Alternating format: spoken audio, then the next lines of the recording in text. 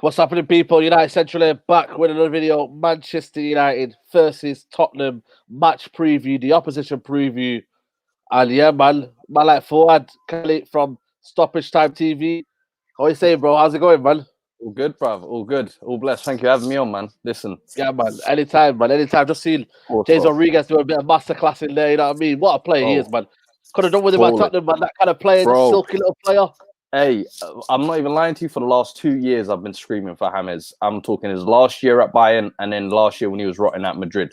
I thought there's no way a player of that quality is just not being used at all. And I'm thinking, with our team, we lacked, I think, a bit of creativity. If it wasn't coming from Eriksen in that midfield, and with him, I think the last year or so he was there, he kind of struggled himself because mentally he just wasn't there. But a player like James, bro, what a signing for Everton. Like they've got a marquee player on like a minimum deal.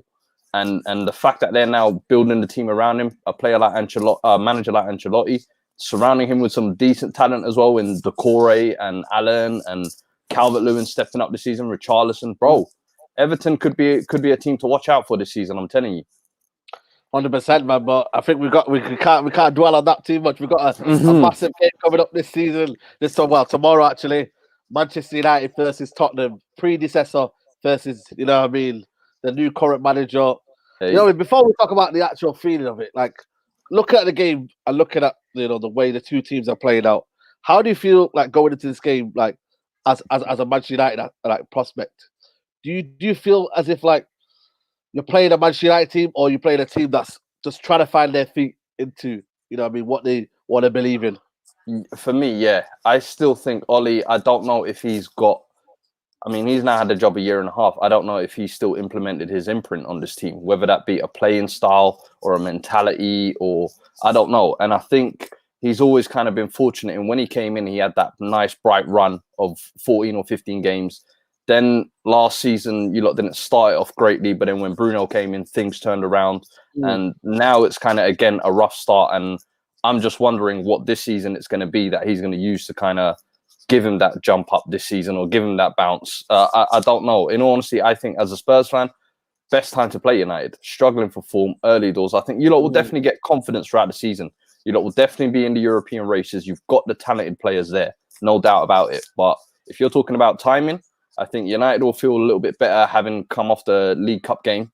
And I think that will maybe give them a false sense of confidence in that they could maybe get one over Jose. But I think Jose's now played United a few times since he's left them. And I think he's desperate to get a win over them, especially.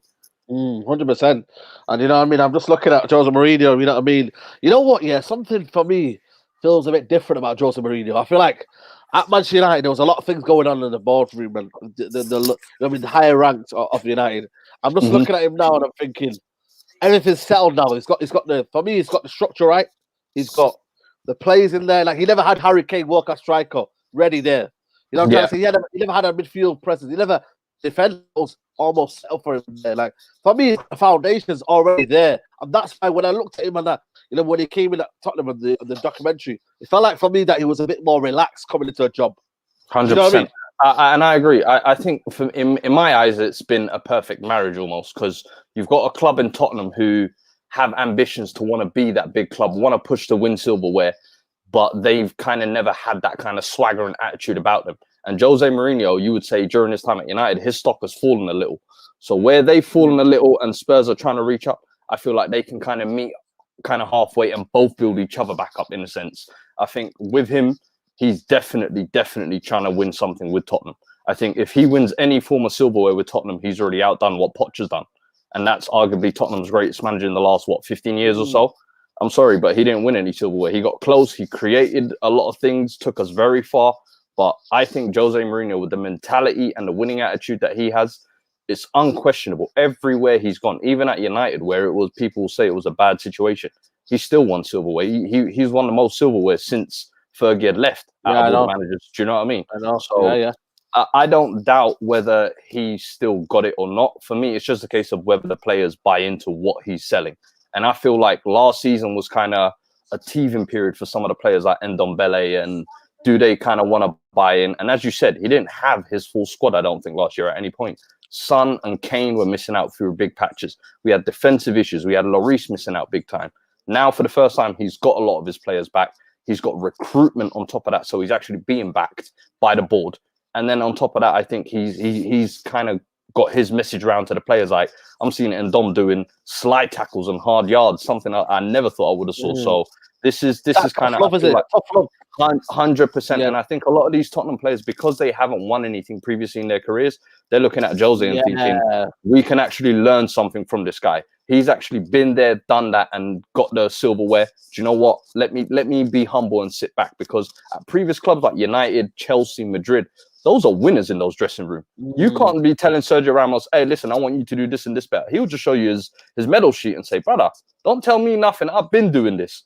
At Spurs, they don't have that same luxury. So these players are almost forced into buying what Jose's selling. And in all honesty, I think he's sending the right message. Be mentally tough, be resilient, and win at all costs. You know what? That's true, because that was Spurs' downfall. Spurs were playing good football and got nowhere. So maybe that's why I've said it. Mourinho at Tottenham, for me, is going to be a perfect match, because the principles what he had under Pochettino was to attack, to play expansive football, but he never got anywhere because of the fact that the mentality of the players just wasn't there. Whereas now you can still play good football if Mourinho gets the right players, but then now you've got the mentality there of Højbjerg, the likes of Winks, who can be the tough tacklers, and then you've got your fancy player Bale, you know, what's it called? 100%. You know what I mean? Facts. So it's kind of worrying. I'm not gonna lie to you, man, because I would have thought Mourinho. That's why I call him the dinosaur. And I didn't mean the dinosaur, because I felt like I know he can offer more. But some days when he was at United, I felt like he could have easily played Martial up top. Could have easily did the simple thing. The thing is, I can understand the dinosaur aspect, the tactically thing, because people just look at when they see negative football for too long. They're like, yes, of course, Somali stands. Yes. But of course, when people see negative style of play, they just think it's kind of like prehistoric. They're like, oh, we're not seeing progression. And especially when you've got a club like United, who historically are known for playing entertaining football, and not just entertaining football. I'm talking beyond the 90 minutes. When it was 94, 95 minutes, United was still throwing everything at the dinner table. Do you know what I mean? And I think he kind of took that away and said, nah, I don't feel like I have the quality here or the players at United to play this style of football. And I think similarly, when he came into Spurs, he's like that. He's thinking, yo, I don't have the defense to be able to play out from the back. I don't have the midfielders to hold on to the ball. So he almost played this kind of resilient, low block, negative football. But for me, in the last 2 games where we've had these kind of new signings being incorporated, I've seen an improvement in like we've held the ball more than ever in the last kind of 2 or 3 games. Yeah, you could say the standards of opposition have dropped, but for me, Chelsea was a good example. I thought the first half we were very poor. Second half came out with the same team and absolutely outplayed them with arguably what was our B team, which tells me that is purely coming from a coaching aspect. So I'm looking at Jose. I'm thinking, I know people rub him off and say he's sometimes prehistoric and negative and things like that. But I've always said Jose's way of playing is win at all costs. If that means win ugly and we sit back and hold the 1-0, let's go for it. If that means we kind of I accept it. I've said I'm so starved of success. I will take any form of ugly football if it means I'm winning. I've never been someone who's for this tiki-taka and playing style. I love that, and it's all good. But that's all good when you're winning already. If you're winning already, then you can start saying, you know what, let me see some flair to go with this winning. But if you haven't won and you're a starved the Spurs have, what is it, 12 years of League Cup, and then beyond that, we're talking 20 plus years, maybe we're talking a 1 League Cup and 1 FA Cup. Brother, give me anything. I just want some form of silverware. That's why fans get that kind of, you know what I mean, that kind of gap between playing good football and winning things, you know what I mean? Like, I almost look at it now, and we look at Ole Gunnar Solskjaer, been 3 semi-finals, but I still feel like, that's why for me, I've always said Ole Gunnar Solskjaer isn't the right man. We've been to 3 semi-finals, but it's almost like there's a culture here for acceptance of, you know what, that's acceptable. And it's almost, you know what, yeah, it sounds right for now for Ole as he's learning, but where is the next step for me? That's what I've always said with Ole Gunnar Solskjaer. But for me, Mourinho, when I look at him, I'm thinking, there's a next step to go there because he wants to win the Europa League. You can almost see it now. He's playing his strongest 11 against Maccabi Haifa because he's kind of got a principle to say, you know what, we're going to go there and achieve more. You know what I'm trying to say to you? So, 100%. for that matter at all, do you think that will give you the longevity more than he had at United? I think so. I've said on the stoppage time before, I think this could arguably be his longest job, pure and simply because I think Levy sacrificed a lot in when he got rid of Poch. He knew what Poch meant to the Spurs fans. He knew what Poch had built over 4 or 5 years. He knew the tight budget he was working on. So we almost saw him as like a messiah. So when you get rid of him, you better make sure the next man you bring in succeeds. And you better make sure you equip him with the right tools to succeed, which right now he's doing. I think even if Jose Mourinho wasn't to get Champions League football or silverware this year, I still in some way believe this board wouldn't sack him. Because who comes in after Jose, essentially? They've kind of put all the chips on his table, essentially. You think of what he's even being paid. Are they in a position to sack him financially? So for me, I think it, in a sense, it's we're kind of building this season. I think we're still in transition, but I think he's definitely the right man to kind of lead us and coach us along this way. Definitely. No, I hear you, man. I hear you. And obviously, I have to get your opinion of Ollie. You know what I mean? I think everyone knows my opinion of Ollie, but deep down and honest, like, are you think Ollie's the right man to take us forward in terms of building? He's building the platforms. Don't get me wrong. He's building the kind of the structure in terms of feel good factor. I mean, when Mourinho was here, people were hardly in the stadium, but now it's like almost every seat available now. Deep down and deep, honestly, do you think Ollie, can take us to the next level of maybe consistently we're getting trophies and maybe kind of being in that kind of race to chase Liverpool and City, because that's the main aim for everyone, isn't it? Yeah, I literally, you hit the nail on the head there. And I think the thing is with Ollie, I don't know if he's the guy to get you to that. I don't think he's the guy to get you to silverware, put it that way. I don't think he's got the tactical nous. I don't think he's got the pull in the market. I don't know if he can even manage players' egos to kind of build them up and develop them like that. My thing is, though, I think he could be the perfect manager to kind of build the bridge for the next one, if that makes sense. I think, I think he's kind of built a feeling back again that kind of maybe people would say you'd lost under Jose, the kind of United way. I don't know if the football is the same, but I think a few of the signings he's made haven't been bad. I think Wan-Bissaka, a lot of people are too harsh on him. I think Maguire, as much as people want to run jokes and everything, he's actually been a decent defender. He's probably been your best one out of the lot. And potentially he could still become a better defender, I still think. And then you look at Bruno Fernandes, I think has been a massive addition to your team. So the introduction of Greenwood, you look at that, he's been responsible for that as well. I think Rashford, everybody forgets that, was having a torrid time under Jose, but he's somehow, every United fan used to say, oh, Rashford shouldn't play on the wings. He shouldn't play on the wings. He's not a winger. But under Ollie, he's took to that role like it's nothing. So I think he's definitely done and brought positives and can do maybe this season. But I don't think he'll be the manager to give you the finished article or end product. In my opinion, I think United should let him see out the season, back him fully. But then if at the season, for me, if he even gets top 4 with no silverware or doesn't have like a Champions League run all the way to the semi-finals or something, or a final, get rid.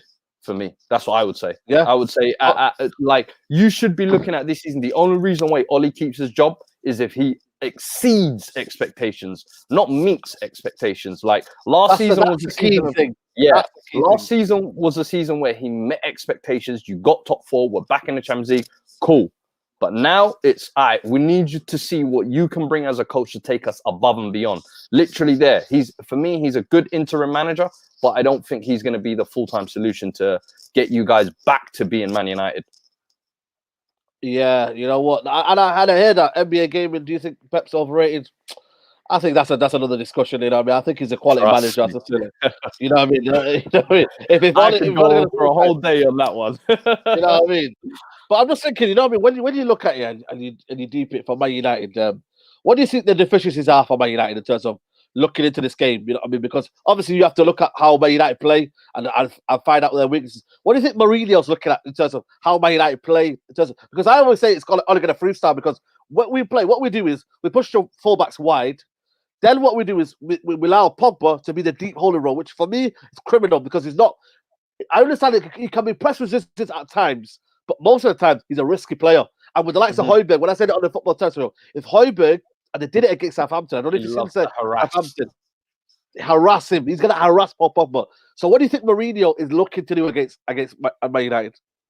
For me, I think it will definitely be a counter-attacking game for us. I think we're tired after having played 3 games since Sunday, basically. So I don't expect us to be playing you lot off the park or pressing you lot from your box all the way down to ours. I think it will be more of a thing where we let you take possession with you being at home, And I think United have kind of struggled to create from open play. So he'll kind of put the ball in Ollie's court and say, let me see what you've got. Let me see if your team can create. If you lot can actually string those passes together. I mean, Paul Pogba right now is off form. I think that will be the key. He will be one player that I think will need to be kind of nullified very early on, because if he gets going, these are the types of games I think him, Rashford, Greenwood, they love turning up against these kind of teams. So for me, I would definitely nullify Pogba with Højbjerg, as you said. But for me, I think it will definitely be a tight game. One of whoever makes the least mistakes for me will win the game. And I think he'll be telling his forward line to definitely put pressure on those centre-backs. I think Maguire and Lindelof over the last couple of weeks have shown you put enough pressure on them, those guys can crack. And I think the form Harry Kane has been on, Son could potentially be coming back fit, and that will be massive for us. I think surely, man. He's got a hamstring injury. Nah. Jose's giving all this cryptic talk. Yeah, he's some kind of place that just come out of nowhere, just play. Yeah, you know, so he's been kind of cryptic midweek, saying he might play, he might not. And I think that's Jose trying to play his vintage mind games. Before he did a lot. He did a lot of United, so I know already. and then I look at the other option, who'll be either Lucas Moura or Bergwijn, and I would say the last week they've kind of, a lot of people have been getting onto them to say, can you create, can you score? And they've kind of shown that, whether that be in Europa League games or Carabao games, they've still done it. So I think that as a front three will be very important in A, counter-attacking, and then B, putting pressure on those two centre-backs for me. You know what, that's absolutely bad. And do you know one other thing I just remembered as well? I remember when you lot played Chelsea, the Wan-Bissaka, he was almost like a pressure point as well, where every time he got the ball, that activated the other team's press. And I hope Jose saw that against Chelsea and was like, you know what? Wan-Bissaka's the one guy, you let him have the ball. The minute he crossed that halfway line, we chase him like a pack. And I hope Jose's very tactical in these types of games. I hope he's cutting on things like that. Yeah, 100%. When you look at the, obviously, Man United's Pogba, you know what I mean? People talk about Pogba. What do you think's missing from Paul Pogba? Because obviously people say, you know what I mean, he's not press resistant, he's not the ideal player. Man United, he's never really performed at Man United. But when I look at Paul Pogba, though, I look at Man United as a whole. Not many have fulfilled their potential. Maybe Dan De Gea as a maybe a benchmark, but not a lot of players have fulfilled their potential. When I talk about Harry Kane or Reed, you know what I mean, you're looking at what's his name, Alderweireld. There's a lot of players at Tottenham that have fulfilled their potential. I'm looking at Paul Pogba. They've never adapted to his system. Whatever system there is, it's not adapted to him. He's not been pushed forward now because we bought in Bruno Van der Beek and Bruno. So I don't know. What do you feel about Pogba? Because obviously a lot of people talk about Pogba saying, "Oh, he's not that good." You know, he's sell him. He's at his time now. What do you make of Paul Pogba? For me, Paul Pogba, it's just a dangerous situation. That's all it is. I mean, he's going into the last year of his contract, and as we said, like, it's been 5 years now, and I think I could probably count 2 seasons where I would say we've seen the Pogba that United wanted to buy. And I completely agree. I think that he hasn't been sometimes set up in the best tactical systems. I think sometimes he hasn't been surrounded by the best players. But there have been games and moments, countless of them, where we could look at Pogba and we could say, no, this was a game where he should have stepped up and been counted and maybe dragged the team through. I think sometimes that's the thing with Pogba, is consistency. It's never been a question of his ability. I think anybody who watches football and denies that Pogba has world-class ability, you're watching the wrong game. I'm sorry. Like, that is a world-class player there. But what makes you the elite of the elite and puts you alongside those names of Zidane's and things, it's that consistency. It's that being able to drag your team through in big moments. It's in knockout stages. Are you the guy that's going to score the winning goal? Are you the guy that's going to grab the game by the scruff of the neck?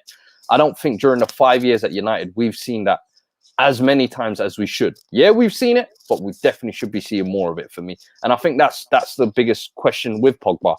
How long can we wait to see this consistency? How many years are we going to wait to have the right players around him to unlock him? And it's a case of now, with him coming into his last year of his contract, you lot could lose him on a free next year. And I would ask every United fan, how is that going to look like? You broke the bank to bring back the boy for his homecoming. He's then given you 5 to 6 years of, I could be the best, but I might be, you know, whenever I want to type of thing. And then lo and behold, you lose him on a free. He goes to Real Madrid and goes and cleans up like Gareth Bale did or something. That would be a Man United fan's nightmare. That's all I know. So for me, what I would challenge United fans is this year, if this is going to be his final year at United, you guys put the pressure on him to say, listen, you now need to stand up and be counted. You now need to show why you're the best player at this club. if we were going to pay David De Gea 400, 350K or whatever, and you want to earn more than that, show us why. Because we haven't seen enough of that. And I feel like a lot of the times, because he's Pogba, because he's the darling sweetheart, he's a wonderful player, he's got personality, people will look past a lot of things. Now, media will absolutely kill him for whatever reason they want to. But I think social media and United fans themselves will always give Pogba a bit of love and a bit of protection and say, you know what, there's other reasons. And then like now, for example, I'll give you a perfect example, how United fans have quickly turned on Bruno almost sometimes, where he gives the ball away too much. And I'm like, hold on, this guy's been here 6 months and had such an impact on the team, and you guys are turning on him. Meanwhile, Pogba's been here 5-6 years just coasting along or whatever, and I don't see that same pressure being applied. Let's keep consistency here. Yeah, 100%. No, I agree, but I just feel like, you know, it's a case of, you know what I mean, we've been down in the dungeon for 7 years, man, since Alan Ferguson left, man. So it's easy to kind of almost pin the blame on a certain player. And when you need that person to rise up, you need a Pogba to rise up. When you see his ability for France, and I know we can't compare France international football to club football, when you compare the two together, you're thinking, come on, man, give us something more, mate. Bro, you know what I mean? Give us something more. That's the scariest thing, bro, is when you look at him for Juve, you look at a different player. I watch those highlights and I'm like, oh my God, I can't believe what I'm seeing. I watch him for France and I'm like, yo, this guy's a different player. I just want to see that same Pogba at United. And I feel like United fans have been starved off that. And I want them this season, I want the pressure and the heat on Pogba to say, listen, you now need to be the number one guy in our team. You need to be dragging this team. He should be wearing that armband, not Harry Maguire. He's the homecoming boy. Yeah. He's the record million man. He's the best player. He's the midfield general. He should be wearing that armband. So why Harry Maguire got that last year? That should be another question that you lot look at and say, why wasn't Pogba? He was vice captain under Jose. Everybody threw a big fit when Jose stripped him off the vice captaincy or whatever. Why is he not in contention for that? You should be a leader and a big character in that dressing room. No, I hear you, man. I hear you. I 100% hear you, man. But and then obviously you got to look at your guy, you know what I mean, Ndombele, you know what I mean, similar player, similar kind of player. You know, I know people are talking about Ndombele. I think he's a quality player, by the way. But I think they have different attributes. I don't think Ndombele can control the midfield like Pogba does. But I think the way Ndombele plays, though, it's almost as if you don't know what you're getting. It comes on hard, you know what I mean, turn on the shoulder, boom, he's going. You know what I mean? I love him because it's like, you don't know what you're getting with him. Ndombele, I don't think he'll ever get to Pogba's level, I'll be honest with you, because of the fact that in terms of how, like, say now, certain players like Pogba, Griezmann, they have that kind of clout around them and they have that kind of, you know, what he did at Juventus. I'm looking at Ndombele. Is he going to give you that in terms of the next level? I don't think maybe thinking, yeah, I can see him do things, but he's not consistent enough. He's another player like Pogba. Can he do it? Can he get to the next level, do you think? 100% in my opinion. I think, as you said, both players for me are two players with the X factor. I think you agree they're different in the sense of, I think Pogba's definitely more of a playmaker. He can create something out of nothing. I think Ndombele definitely a ball carrier, but someone who's got great vision and passing as well for me. I think too often people lump him as a defensive midfielder sometimes just because he's maybe strong and black, but nah, this guy is a absolute baller. And for me, I think he is the kind of player, I think if Spurs want to be competing for silverware and want to go to that next level and Jose wants to be winners, he is going to be a big major factor in that, I think. And I think if a club like Tottenham ends up winning some form of silverware, his stock and his name goes that bit higher. That's where he gets his clout from. I think you're right in saying, in the sense of clout, will he maybe be as big as Pogba? I think Pogba's marketing, nobody could ever top that. But I think ability-wise, I think definitely he could reach Pogba's level. I think Pogba, as I said, United for the past couple of years, ability-wise, unquestionable. But output-wise, definitely questionable. So for me, if you're talking Pogba's Man United tenure compared to maybe Ndombele 5-6 years down the line, I think he could definitely do similar things. Do I think he could become a bigger player and much better? Potentially. We don't know that. I want to see that level of consistency from Ndom before I even say things like that. But definitely the ability and the X factor is there. And for me, I think he should be one of the absolute cornerstones of this club for the next 5-6 years. Because last summer, when a lot of teams were after him, we some way, somehow, I don't even know, convinced him to join us. He turned down United. He turned down a couple of other teams. I can't even remember. But the fact that we managed to steal him and broke our record transfer, we need to prove why we signed him for 65 million. Yeah, no. And you know what? It's got the right blood in there. But I'm not unsure if he'll suit Mourinho. Because Mourinho likes to play almost half-hearted in terms of, he won't want to put the whole you know what I mean, the pedal going forward and just going and cycling wherever you want to Mhm. go. I just feel like maybe he might need to fulfill that potential elsewhere. But 23 years And I old, can he's hear that. still- And I can hear that. That's the thing, though, even if he, for me, even if he does well for the next 2-3 years at Spurs and then gets that big move to Madrid, let's say, there you go. what's Yeah. to stop him from then becoming bigger than Pogba? Do you see what I'm saying? Like, I think ability-wise, he can definitely be one of the best central midfielders in Europe. For me, I think you've definitely got a point there. Will Mourinho unlock him? I think this season we've seen Mourinho has definitely warmed to him. He's definitely a lot more positive about him in the press, and that's in regards to his play, his work rate. I think Ndombele as well himself has now bought into the idea that I can't just be a talent guy. I can't just be a ball player. I need to add that work rate and that effort into my game and mental side. Because if he does that, along with having the ability and the technical class, Lord have mercy, you're going to be an unstoppable player. Players like Alexis Sanchez come to my head. Maybe not at United, but Alexis Sanchez at Arsenal was so technically gifted. But at the same time, he would track back, do the hard yards and press. And you're just like, my God, unbelievable player. When you see a player who's got technical ability, but they add that work rate on top, them kind of players can't be stopped. Nah, 100%, 100%. And I just feel like, you know what I mean? It's like I agree with that comment as well. I agree with that. 100%. But then it's the case of Lo Celso, who it's a bit tricky for me because Lo Celso can't play number 8 because you've got two holding midfielders. No, he can. He can. Think so?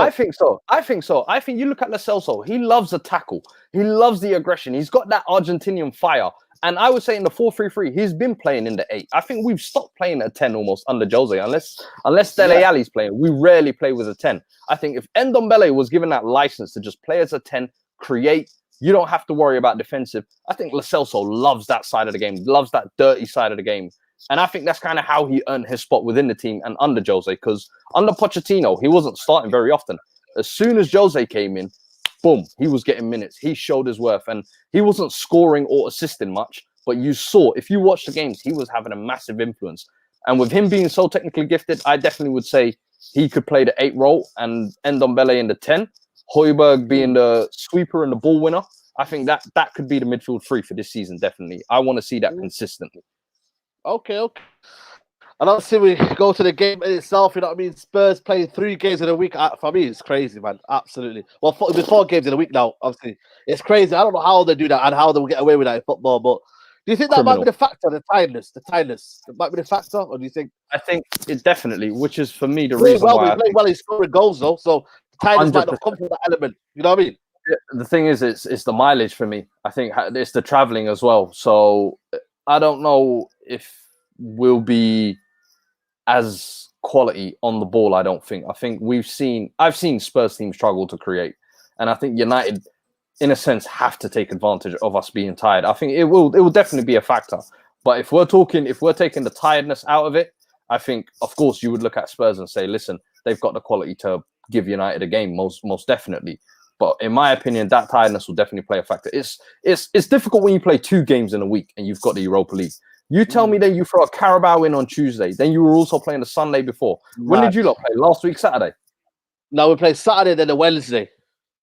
But we got a 4-11. We changed to 4-11. So in the time we've played 3 games, you've played 1, basically. So it's like your players have been resting and chilling. So essentially, it's like you've had way more preparation time for this game where we haven't. So I feel like United, the pressure is almost on them being at home to kind of win this. And the fact that you guys need a win because you started the season so poorly. The fact that Jose is coming back as well. Like, there's a lot of fingers pointing, I would say, at United at this game. If United lose this game, the pressure is going to be unreal on Oli. The pressure is going to be unreal on that board. And this fan base, boy, I encourage you lot to explode because you lot need to. The way you lot have been treated over this summer, boy, I would not be happy. I've always said though, I've said, you know, if Ollie's not going to be the man, at least back him. You know, if Ollie's not the best in tactically, you know, he's not a person to change a game and you know, bring someone on and just, you know, tactically change things around. He's not going to be that man. But what you've got to do, at least make him look good. You feel me? Like you got to make him look good. And for me, I don't know if Sancho's going to be coming. I don't know. Because looking at the game, if we're not getting it today, tomorrow we've got a game, and then you're telling me by Monday you can wrap everything up.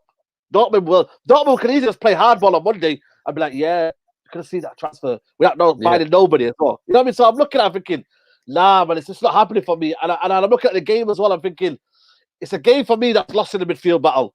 I don't know why you've won, but I think the game is lost in the midfield battle.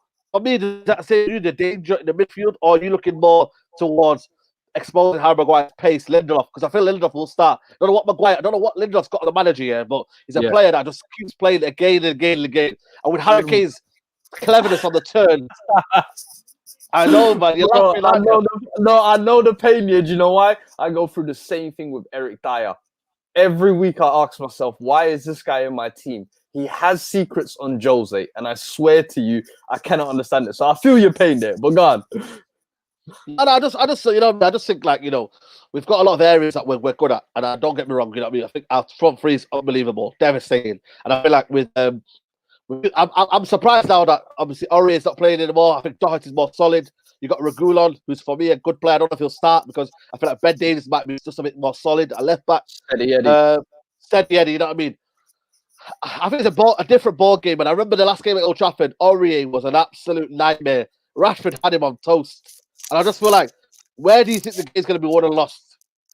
Definitely for me, I don't know if the midfield will decide it, because I think you lot will have a lot of the ball anyway. I think our midfield will, as I said, will probably be sitting back trying to control the game from a counter perspective. Wow. I think the forward lines for me is what's deciding. I think what you touched on there, Aurier, where he was getting ripped against Rashford, is going to be key as well. Because Rashford, for me, I think last game, brilliant goal.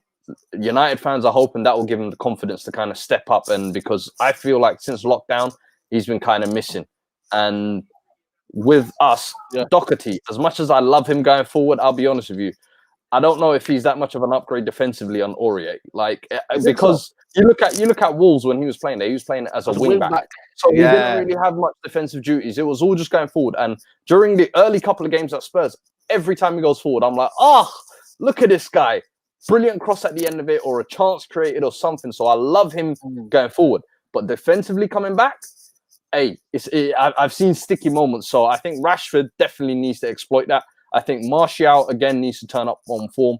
And I think our forward line as well, as I said, we'll be playing on the counter, I think.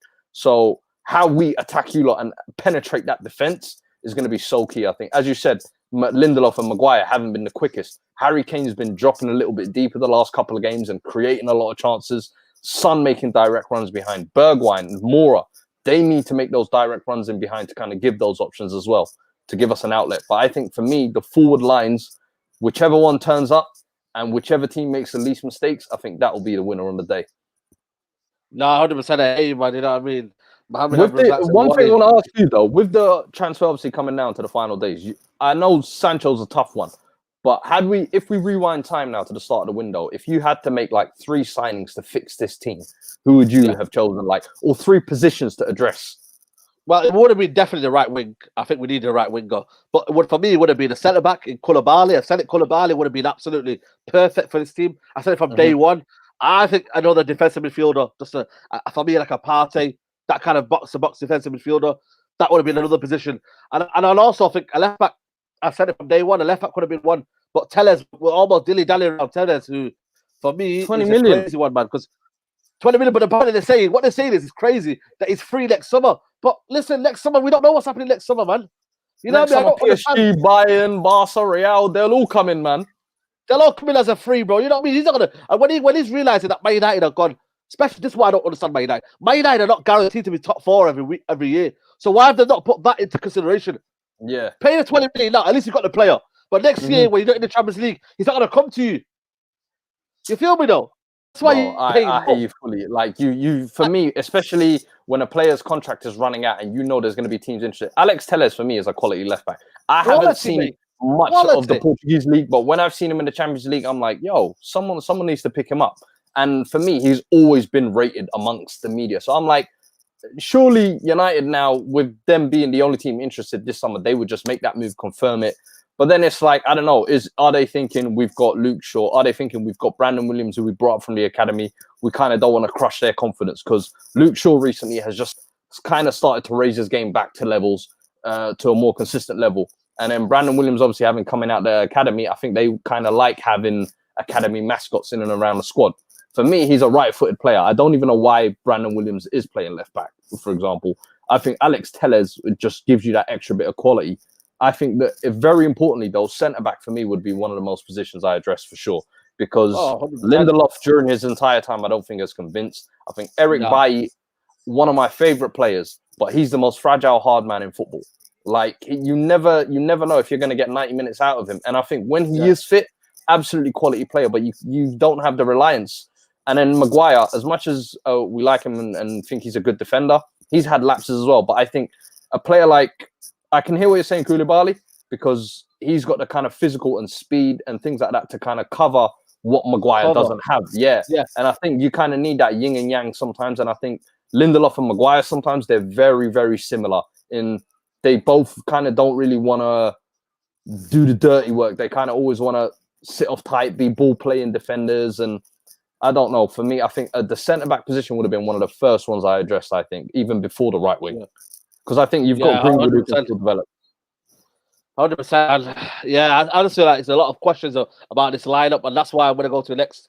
Give me your lineup for the game against United. Give me your preferred lineup. And I know you bought that player. I think the Brazilian guy, he's a good player. I've looked at him, he's a decent player. But I don't think he's going to be ready to play. I don't think he'll be ready to play. I haven't seen much of him. Goal scoring record looks decent. I think 24 goals, 13 assists, looks athletic, looks versatile. So, in all honesty, if we're talking like a backup for Harry Kane, that's exactly what I want to be hearing. And a Brazilian looks like he's from the favelas, so he's down to work hard as well. Listen, I'll have some of that. So, in all honesty, though, the lineup, Lloris in goal, I would say right back. I'd probably go with a 4-3-3. I'd go with, and then Doherty, Reguilon as my fullbacks. Sanchez and Alderweireld, which I think is our most reliable pairing. Højbjerg in defensive mid, specifically to nullify Pogba and Bruno. Well, you'll see that. You'll see that abundance, mate. And Ndombele and Lo Celso in front of him. I think we haven't seen them two start together in a game. And I think this would kind of be the perfect game to kind of let the shackles off. And then up front, I'd love to see Bergwijn pick up from where he left off in the Europa League. And then Son, if he's back fit, I'd love to see him squeezed in. If not, Moura, Bergwijn, and Kane. Moura, Bergwijn, Kane. Wow, devastating. I remember, Lucas Moura, mate. What did you get? A little cameo appearance, you know what I mean? Two years ago. Yeah, 2 years ago. I'm telling you, man. That was the game here where I was like, wow, I think Lucas Moura might be actually a player. And I was one of the biggest. That's when I fell in love with Pochettino, man. That's when I fell in love with Pochettino, man. I was like, get Moura in that starting lineup. But then lo and behold, like when you see a player week after week just not create anything, not score goals, and that purple patch of form he was on kind of fades off, you really start to see the real him. And for me, I think Lucas Moura, brilliant squad player, but I don't think he'll ever be kind of like the guy you need week in, week out starting on that wing. He likes that though. He don't mind that though, man, because he's been at PSG. He's been a squad player his whole life. I think certain players realize that, you know what, man, I'm here. Life's good. He lives in favelas, you know what I mean? He's grew up in hard times, you know what I mean? Come on, literally, man. You know what I'm saying? Like, for me, for me, you gotta rate that. I'm gonna go with my team. I'm gonna again. I think Henderson's back, relax. You know what I mean? I'm gonna go for right Wan-Bissaka. So wait, and you went for Henderson? No, De Gea. I still believe in De Gea. You're still Team De Gea, yeah? I'm still Team De Gea, mate. I feel like Henderson, for me, it's the level of play against, you know what I mean, against Luton and all them teams when the pressure's there, mate, you gotta be mentally strong, mate. And I feel like David De Gea, every year he's come back strong. He's never said to himself, I don't want to be here. Obviously, he gave a transfer request and what he's going to Real Madrid, but he's never ever said to himself, I'm never shying away from where I'm going to be. So for me, I'm going to go with David De Gea. Right back Wan-Bissaka, even though I think he's going to get exposed. I don't know why we signed Dalot, because we needed a backup. Bro, I know it's crazy, man. It's crazy, but that's crazy. And another one, I'm going to go with Eric Bailly. I think for me, he's a tough tackler, man. And when Harry Kane's got the ball, he'll want to get in on him straight away. Every time he's got opportunity, he'll want to go in on him. And I feel that's unbelievable for Bailly. Harry Maguire, I feel like his quality solid. When we're left back, Luke Shaw, it gives you solidity. That's for me. I can't ask for more. Even though for me, he's not an attacking fullback. When Telles comes back, it's gonna be a lovely day, mate. I'll tell you that. It's gonna be a lovely day. I'm gonna go for me. It's gonna shock a lot of people, but I'm dropping Paul Pogba. I understand Paul Pogba for me. He's not match fit. He's not match fit. He's not match ready. And I wanted to come off the bench when the time is needed. Come off the bench and be the difference. I'm gonna play Fred. I'm gonna play Bruno Fernandes is going to play Donny van der Beek because we need energy in that midfield.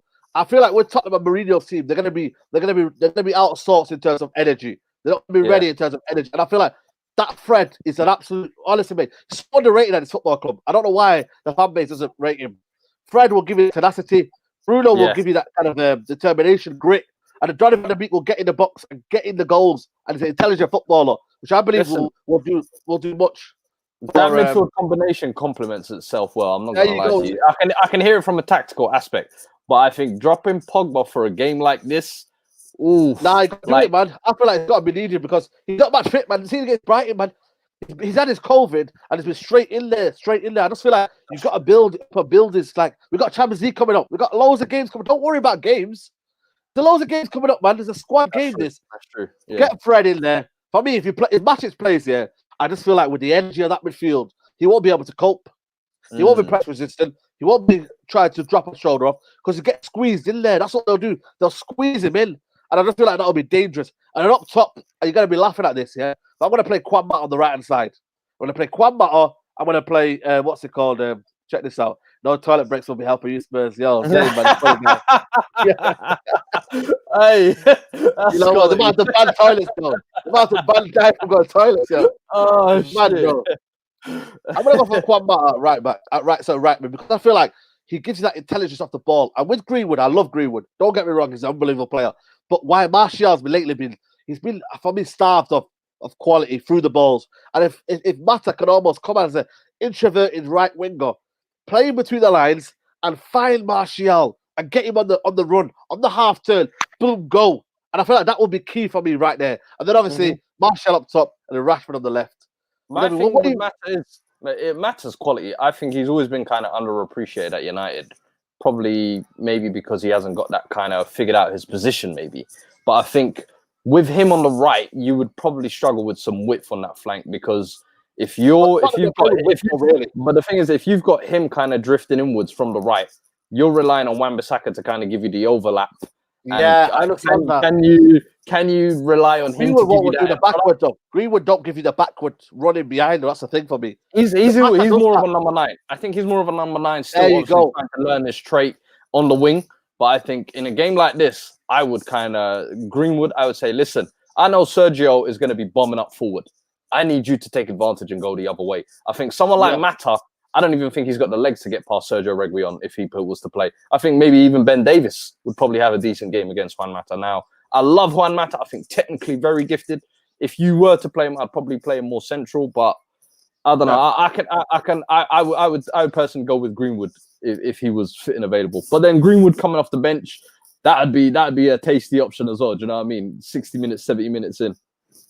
Who's the danger man? Who's the danger man before I get your score prediction? Man United's danger man.